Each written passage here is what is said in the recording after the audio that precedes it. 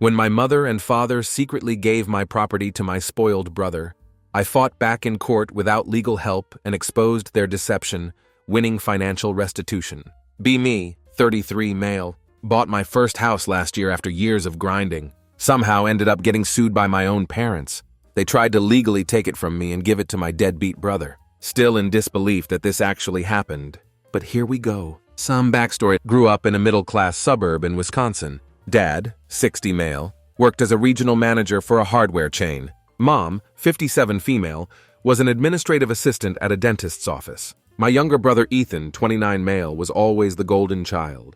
Hockey player, popular, charismatic when he wanted to be, but basically coasted through life with minimal effort. My parents always claimed they had college funds for both of us. But when I graduated suddenly, there were investment losses and medical expenses that had depleted my fund. Funny how those same issues never affected Ethan's college fund a few years later.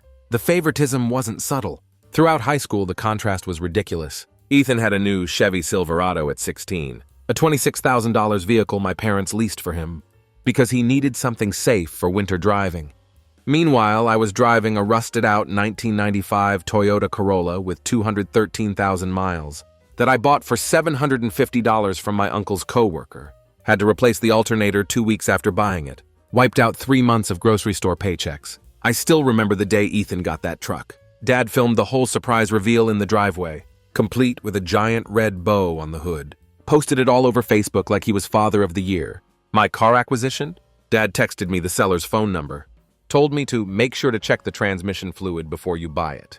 That was the extent of his involvement. After high school, I did 2 years at community college while working full-time. Worked at a warehouse loading dock. Transferred to State University. Studied cybersecurity. Worked nights at a 24-hour gas station. Graduated with $39,000 in student loans that I'm still paying off. Zero help from parents. Not a single textbook. Ethan got sent to a private university with a $45,000 per year price tag. Fully funded by the bank of mom and dad. When he lost his partial hockey scholarship for failing 2 classes sophomore year, they covered the difference without blinking. He changed majors 4 times. Took 5.5 years to get a communications degree. They bought him a MacBook Pro every other year. Paid for his apartment in the cool part of campus. Gave him a monthly allowance for food. Even funded a semester in Barcelona that was basically a 6-month party. The Barcelona semester was the biggest joke. Ethan took exactly 2 classes. Spanish culture and international communications. Got C- in both. He came back with travel photos from 11 different countries, none of which were on his original academic itinerary. Mom had his favorite shots professionally framed, hung them in the living room. During my junior year, I needed emergency dental surgery. Impacted wisdom tooth that got infected. Cost was $1,800 after insurance. I asked my parents if I could borrow some money until my next paycheck. Mom suggested I ask around for payment plans, because their budget was tight. 2 weeks later, Ethan posted Instagram photos of his spring break trip. Paid for by guess who? My best friend Curtis has witnessed this since middle school. We met in 7th grade math class and stayed tight ever since. He went through similar family crap. His parents divorced when he was 14. Both remarried people with their own kids. Basically sidelining Curtis in both households. We bonded over being the overlooked ones. He's now a mechanical engineer at an automotive company. Married with a 2-year-old daughter, Curtis saw it all firsthand. He was there when I got a used TI-83 calculator off Craigslist for $40. While Ethan got the latest Apple Watch for time management, he helped me change the oil in my Corolla in 20 degrees weather, because I couldn't afford the $24.99 oil change special. Meanwhile, Ethan's Silverado was on a premium maintenance plan at the dealership. After college, I landed an entry-level position at a cybersecurity firm. Started with decent money. Shared an apartment with 3 other guys. Ate ramen and canned tuna because it was cheap. Drove that same Corolla until the transmission finally gave up at 289,000 miles. Bought a used Hyundai for $7,900. Drove that for years. My first apartment was a 4-bedroom unit in a complex that had seen better days. My share of rent was $495 plus utilities. I slept with a box fan by my bed 6 months of the year. Roaches were a regular feature. But it was what I could afford while paying off student loans and trying to build savings. The day I drove off the used car lot in my Hyundai Elantra with 92,000 miles on it, Ethan was posting photos of his latest business meeting at a golf resort. His LinkedIn said he was CEO and founder of whatever venture my parents were funding that month. I was tracking every dollar in a spreadsheet and bringing microwave burritos to work. Ethan graduated and decided he was too creative for a standard career path. Parents bankrolled his business ventures, including a podcast network. $15,000 down the drain, a drop shipping store, $12,000 wasted, and a consulting firm that never had a single client. When all that failed, Dad pulled strings with a college buddy, got Ethan a marketing coordinator position at a local brewery. Entry-level job, but somehow he immediately had a company laptop and expense account. During this time, I was putting in 60-hour weeks, going to night classes for security certifications, and building my professional network the hard way. Every promotion I got was because I outworked everyone else. No connections, no handouts, just pure grinding. I started with basic IT support work, moved to network administration, then specialized in security. Each move came with added responsibility and better pay, but also meant learning new skills on my own time and dime. I lived like a college student for years after graduation. No eating out, no streaming services, used Curtis's Netflix, no new clothes unless absolutely necessary. My apartment decor consisted of whatever furniture previous roommates had left behind, plus a few IKEA basics. Every bonus went straight to savings or debt paydown. No vacations except for those weekends at Curtis's family lake cabin, where we'd fish, grill whatever we caught, and sleep on air mattresses. Fast forward to last year. I'd busted my ass, jumped companies twice for better roles, got several high-level certifications I paid for myself, and finally hit 6 figures as a senior network security engineer. I'd been saving aggressively since my first real job. No vacations other than a long weekend at Curtis's lake cabin. No expensive hobbies. No fancy clothes. Lived with roommates until last year when I moved into a basic 1-bedroom apartment. After a decade of grinding, I finally bought my house. 3-bed, 2-bath, attached garage, decent yard. In a solid neighborhood about 25 minutes from downtown. Cost me $412,000. Put down $83,000 from my savings. And locked in a 4.7% mortgage rate after weeks of shopping around. Closing day was the proudest moment of my life. Sitting at that table signing those papers. Walking out with the keys to my house. That I bought with my money. That I earned through my work. I didn't post about it on social media. Didn't throw a housewarming party.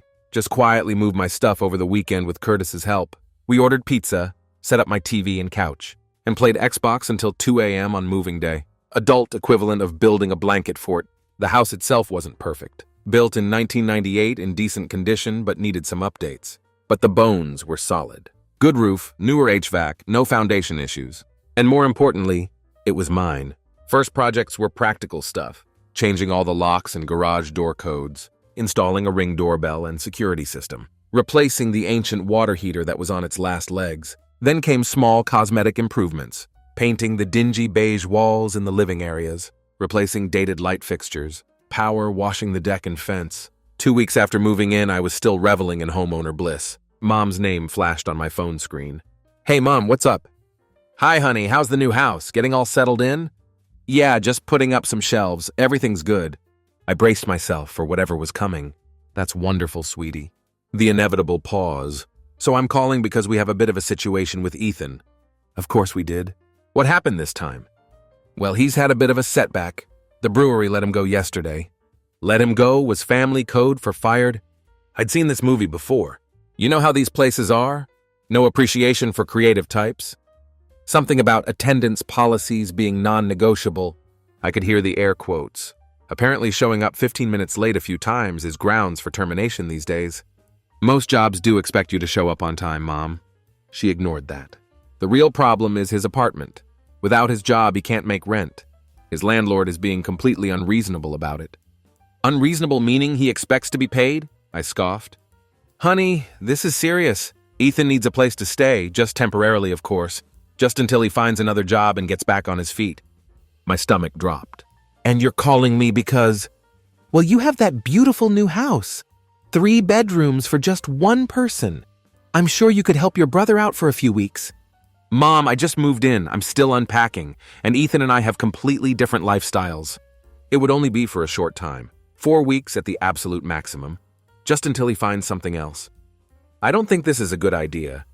Your father and I would really appreciate it, honey. Family helps family, right? That's how we raised you. The Guilt Trip Express had left the station. Let me think about it, okay? I need to... There's not really time to think, honey. Ethan has to be out by tomorrow. His landlord already has someone new lined up. We'd let him stay here, but you know your father's back isn't good, and we converted Ethan's old room to your father's home office. I'll call you back, I said and hung up. I immediately called Curtis. My brother got fired again, I said without preamble. Let me guess, Mom called asking for cash? Worse, they want him to move in with me. The snort was audible even over the store announcements in the background. Please tell me you laughed and hung up. They're saying it's just for a few weeks. Dude, number one, absolutely not. Have you forgotten the PlayStation incident of 2018? I winced. Ethan had borrowed my PlayStation 4 for just a weekend and returned it 3 months later with 2 broken controllers. It's different now. I own the house. I can set boundaries. And how exactly are you planning to enforce those boundaries? You going to change the locks when he inevitably overstays? He's family, Kurt. Bro, I love you, but you're being an idiot. This has disaster written all over it. I'm talking about Titanic meets Hindenburg levels of disaster. I'll think about it. No, you won't. You'll cave because your mom used the magic family guilt words. And then you'll call me in 3 weeks when Ethan has taken over your living room and eaten everything in your fridge. You're exaggerating. I'm being realistic. Your family has a PhD in taking advantage of you. After we hung up, my phone immediately rang again. Dad, this time. Your mother tells me you're hesitating about helping your brother. His voice had that authority figure tone he used when he expected immediate compliance. Look, I know you two have had your differences, but he's trying to get back on track. This would just be temporary until he finds another job. 4 weeks tops, I promise. And if it goes longer?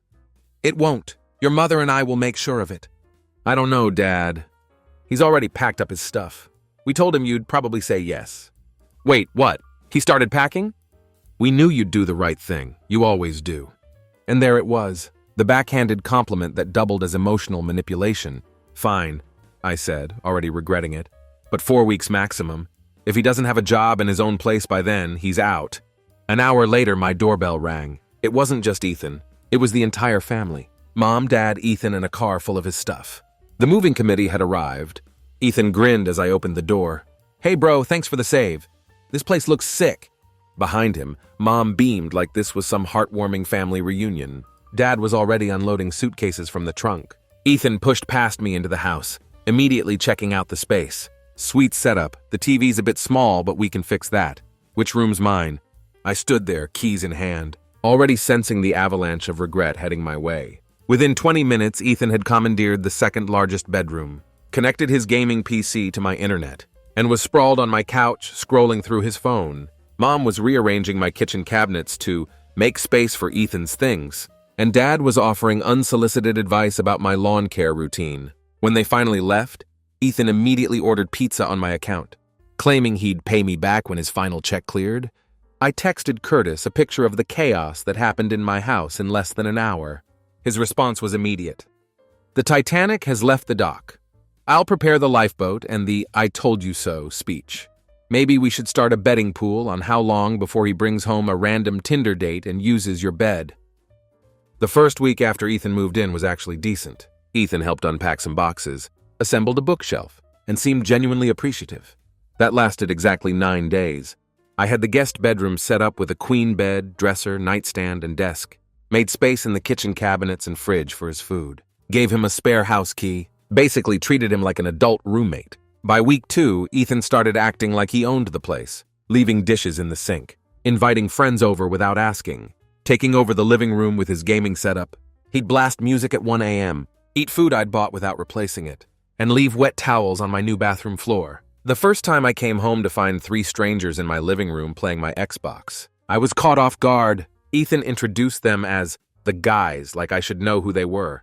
They had ordered pizza and left the empty boxes on my coffee table. One guy had his feet up on my couch with his shoes on. Ethan acted like this was completely normal. I tried talking to him reasonably, established some basic house rules. He nodded along, then completely ignored everything we discussed. When I'd confront him, he'd always have an excuse, or say I was being uptight and acting like Dad. Talking to Curtis about it over lunch one day, he warned me that Ethan was establishing residency and could become a legal nightmare to remove if I let this continue. I brushed it off, thinking that sounded paranoid. My brother might be a mooch, but he wouldn't go that far. I was wrong. 1 month turned into 2. No job, no apartment hunting. Just Ethan playing video games all day while I worked, then going out with his friends at night. My parents started dropping by unannounced to check on Ethan, but really to scope out my house. They'd make comments like, "Ethan's room is a bit small for a long-term setup.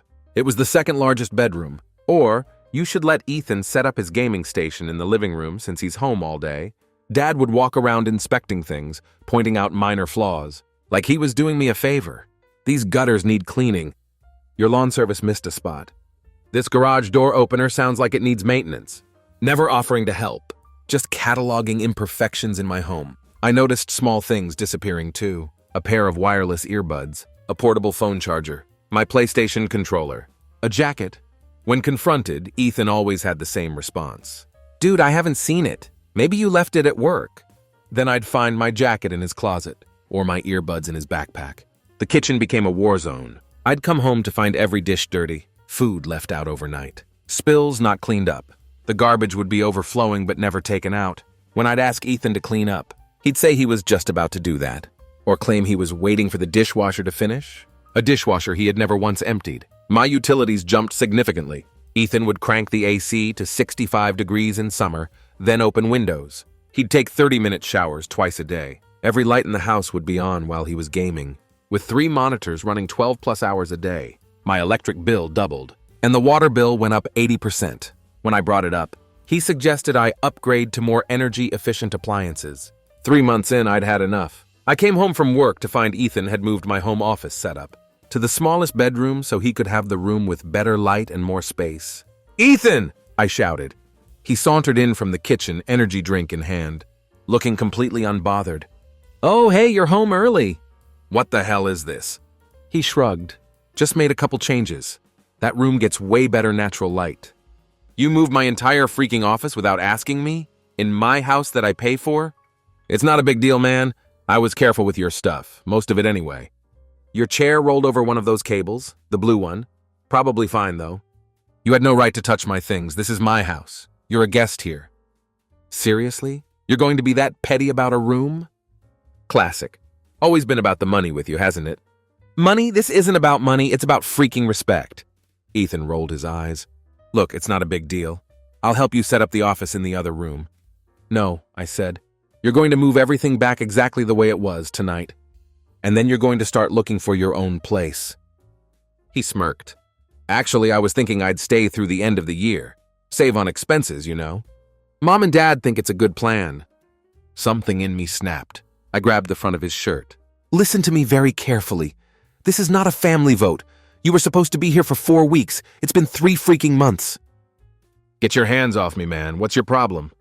"My problem is you." "Oh, I'm sorry, Mr. Big Shot Network Engineer," he mocked.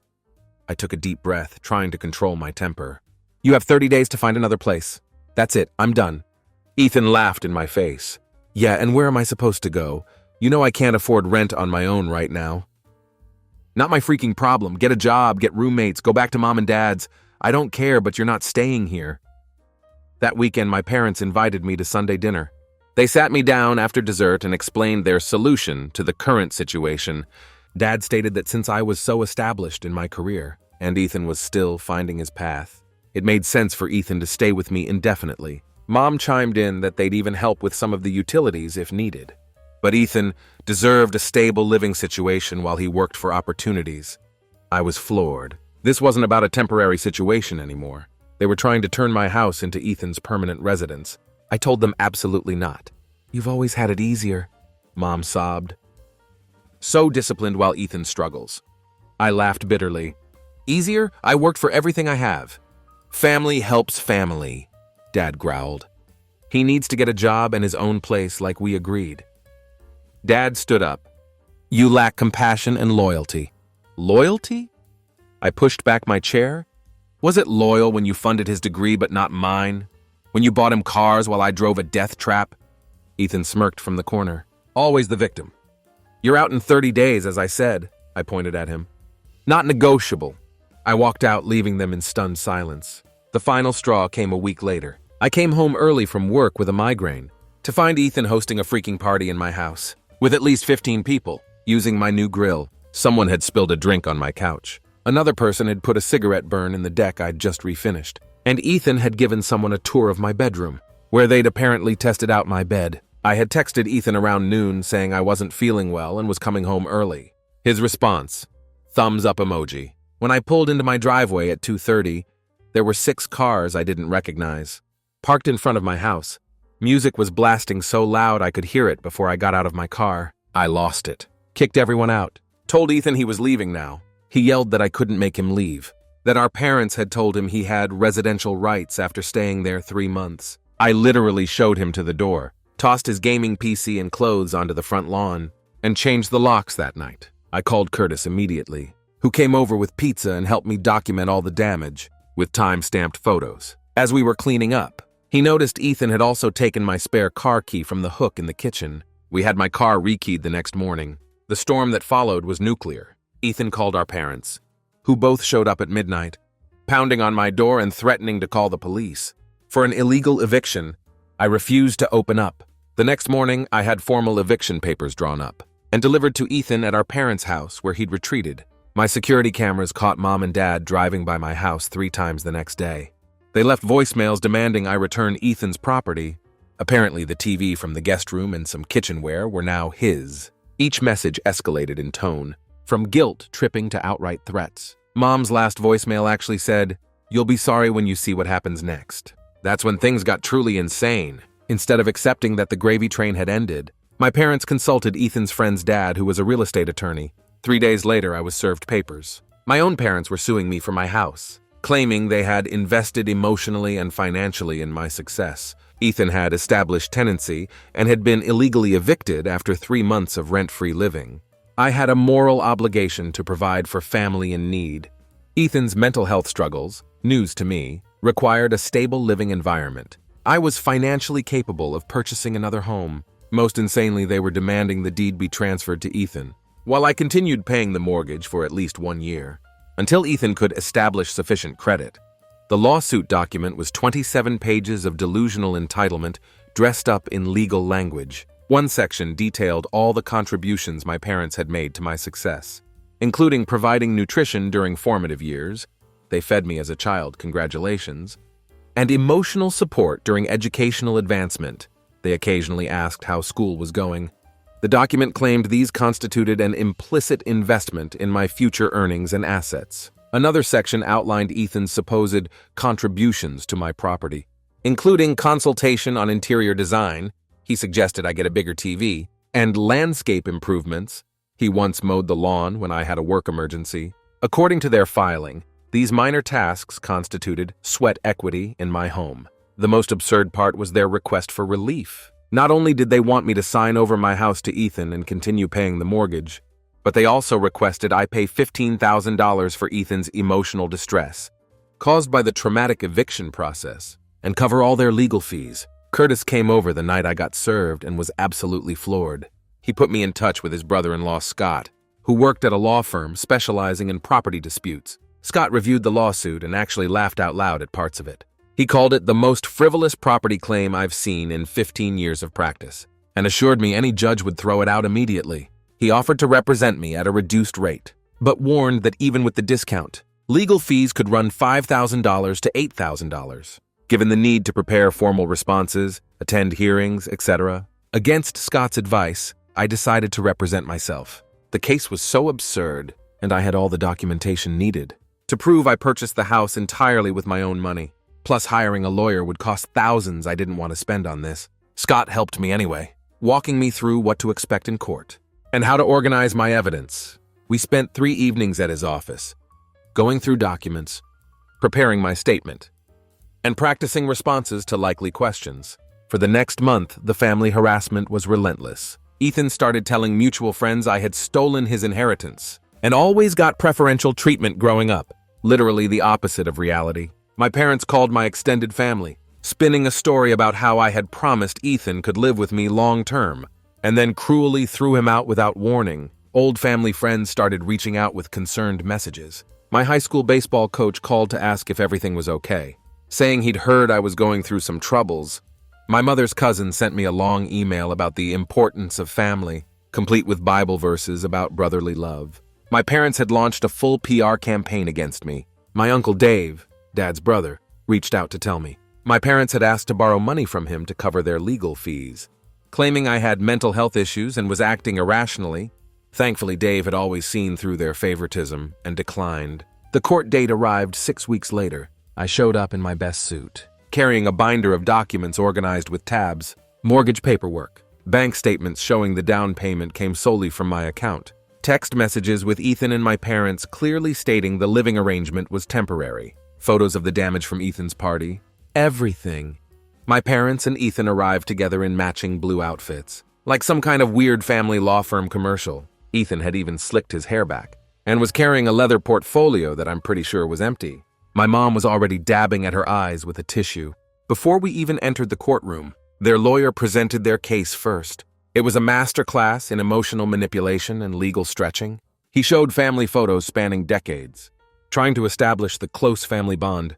He presented a verbal contract theory, where my agreement to let Ethan stay translated to some kind of ownership promise.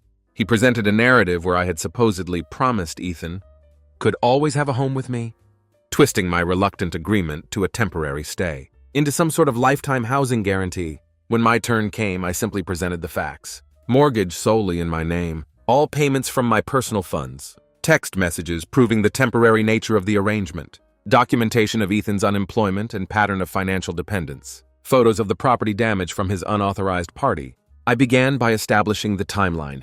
When I purchased the house, when Ethan moved in, the agreed-upon temporary nature of the arrangement. I presented text messages between Ethan and me, where he explicitly acknowledged the stay was just until I find my own place, and appreciate you helping me out for a few weeks, bro. I submitted financial records showing I had made every mortgage payment, paid all utility bills, and funded all home repairs and improvements myself, while Ethan had never contributed a single dollar to household expenses. Despite living there rent-free for 3 months, the photos of damage from the party were particularly effective. The wine-stained couch, cigarette burn on the deck, scratched hardwood floors where someone had moved furniture, all time-stamped and clearly documented. I included repair estimates for each item. The judge asked some pointed questions. Mr. Ethan, what financial contribution have you made to this property? Ethan stammered about sweat equity from assembling a bookshelf. Did you contribute to the down payment or any mortgage payments? Mom tried to argue they had contributed to my success by raising me, which the judge quickly shut down. And you're requesting that your elder son not only transfer his property to your younger son, but continue making mortgage payments for a home he would no longer own?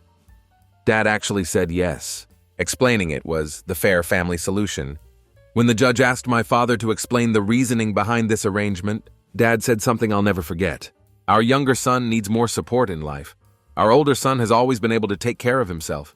We're just trying to level the playing field. The judge looked genuinely bewildered. He asked me one final question. Did you at any point promise or suggest that your brother would have permanent residence or any ownership interest in your home? I answered truthfully, absolutely not, Your Honor. I agreed to a temporary arrangement of a few weeks while he found a job and his own housing. That was over 3 months ago, during which time he made no effort to do either.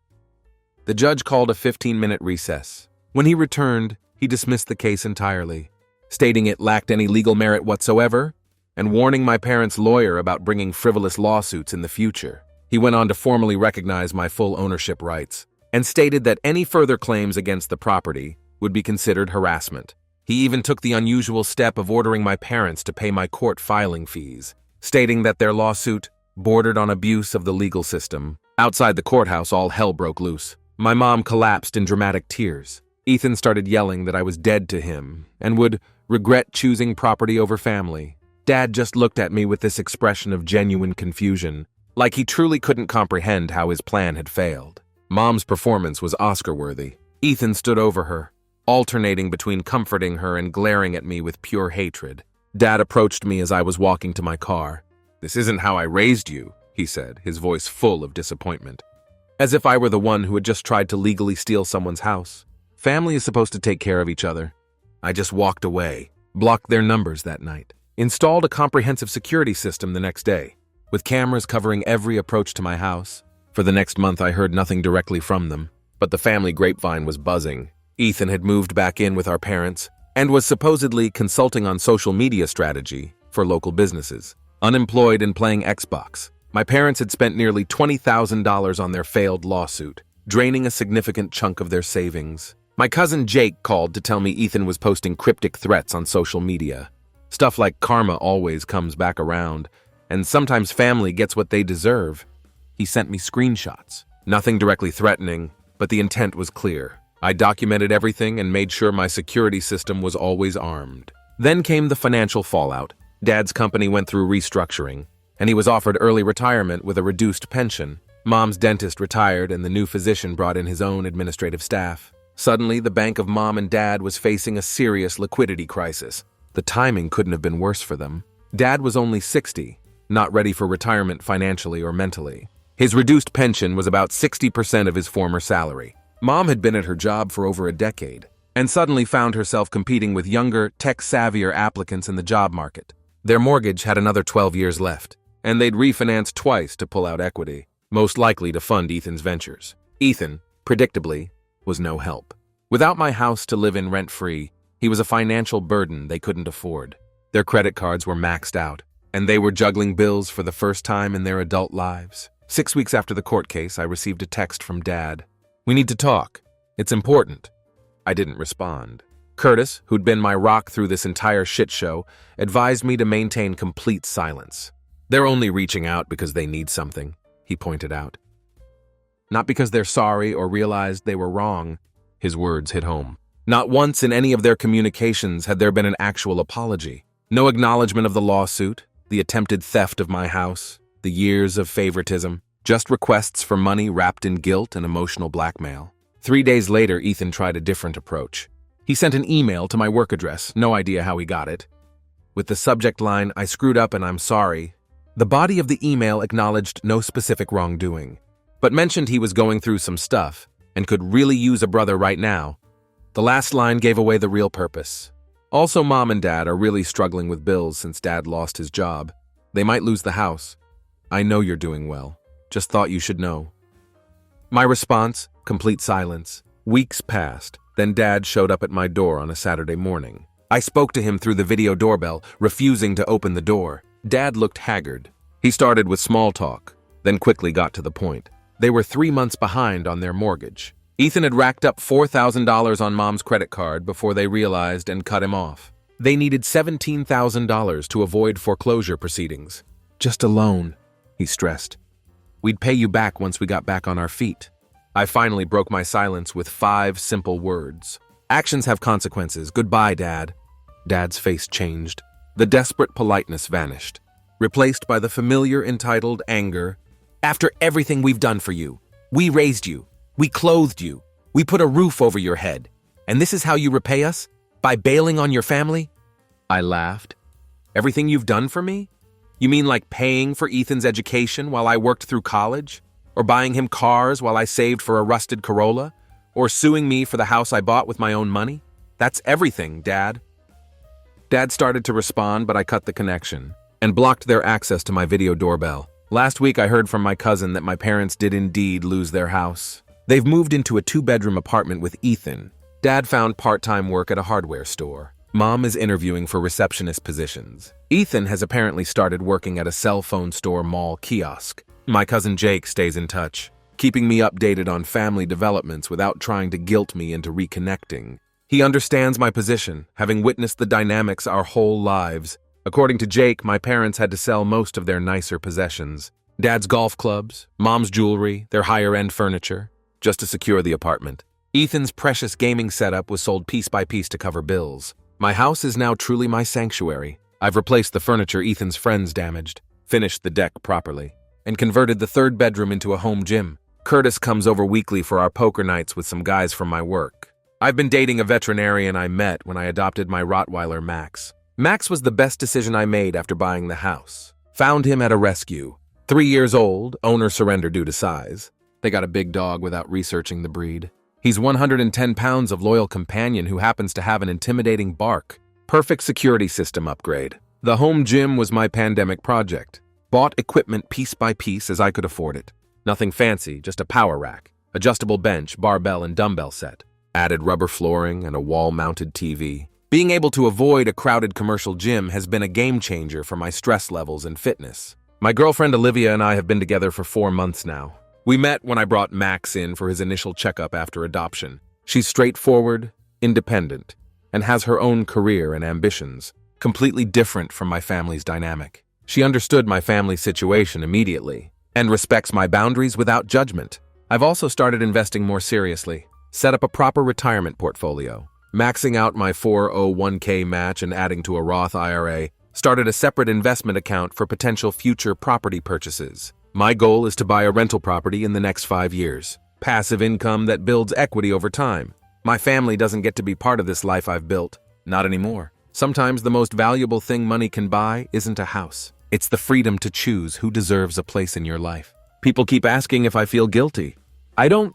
Not even a little. You don't get to treat someone like an ATM their entire life. Try to legally steal their house, and then expect sympathy when your own poor decisions catch up with you.